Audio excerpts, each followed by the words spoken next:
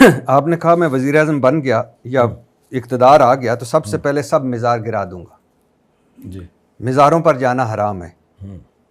آپ مزار پر بھی گئے امام بخاری کے, جی دعا اپنے لیے بھی کی, ان کے لیے بھی کی.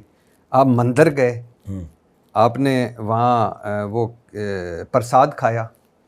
اب اپنے لیے اور امام بخاری کے لیے دعا مانگ کر آئے. مزاروں پر جانا بند کر دو. مندر گئے اور آپ وہ بھی کہتے ہیں کہ وہ جو چڑھاوے اور یہ وہ وغیرہ, تو ادھر پرساد صاحب بھی آپ نے کھا لیا. مزاروں پہ جانا غلط کا مطلب قبر پہ جانا غلط نہیں ہے. مزاروں پہ جو بدعت کے لیے جاتے ہیں, اتنی تو کامن سینس ہونی چاہیے نا. ہم تو اپنے والد صاحب کی قبر پہ نہیں میں جاتا, کیا اپنی والدہ کی قبر پہ نہیں جاتا, کیا نبی کی قبر پہ نہیں ہم جاتے. جی جی. تو کسی کی بات کا مطلب ایسا توڑ موڑ کے پیش کر دینا. مزاروں پہ جو قوالیاں ہوتی ہیں جی جی, یا طواف کے لیے یا سجدوں کے لیے جانا یا اس قبر والے سے مانگنے کے لیے جانا غلط ہے. جیسے مندر میں جانا غلط کا مطلب کیا, عبادت کے لیے جانا. کوئی گھومنے پھرنے کے لیے جا رہا ہے, پنڈت جی سے ملنے کے لیے جا رہا ہے, تو وہ اس کے ناجائز ہونے کی کیا دلیل ہے؟ حضرت عمر رضی اللہ تعالیٰ عنہ سے منقول ہے, یہ ان کا اثر ہے کہ ہم ان کی عبادت گاہوں میں جا سکتے ہیں. یہ جو ہے نا ہمارے لیے کوئی روک ٹوک نہیں ہے. نہیں لیکن وہ پتہ ہے پرساد تو اس مندر کا چڑھاوا, پرساد مندر کا چڑھاوا ہے, وہ میں نے نہیں کھایا.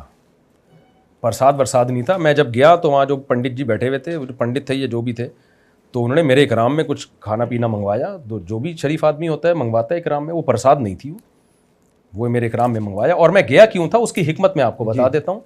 حکمت یہ تھی کہ ان دنوں میں ہندوستان میں مسلمانوں پہ بہت زیادہ ظلم ہو رہا تھا, مساجد ڈھائی جا رہی تھیں, پروپیگنڈا کیا جا رہا تھا.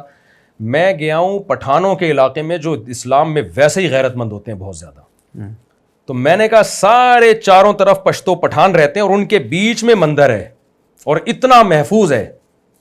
تو یہ میسج گیا ہے ہندوستان کہ ہمارے پٹھان قوم جو غیرت میں مشہور ہے اور اسلام میں مشہور ہے, وہ ان کے علاقے کے بیچ میں ایک مندر بنا ہوا ہے اور کھل کے عبادت ہو رہی ہے, کوئی روک ٹوک نہیں ہے.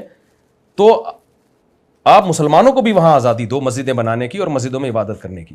اور ایسا میسج گیا ہے کہ وہ ہندوؤں کے میسج آئے کہ ہمیں تو پتہ ہی نہیں تھا کہ پاکستان میں مندر اتنی آرام سے وہاں عبادت کرنے دی جاتی ہے اور اتنے خوبصورت مندر بنے ہوئے ہیں. تو یہ میسج تھا جو اس ولاگ کے ذریعے میں نے انڈیا کے لوگوں کو دیا, اور اس پہ بہت زبردست رسپانس آیا. انڈیا کے مسلمانوں کا بھی اور ہندوؤں کا بھی رسپانس بہت زبردست.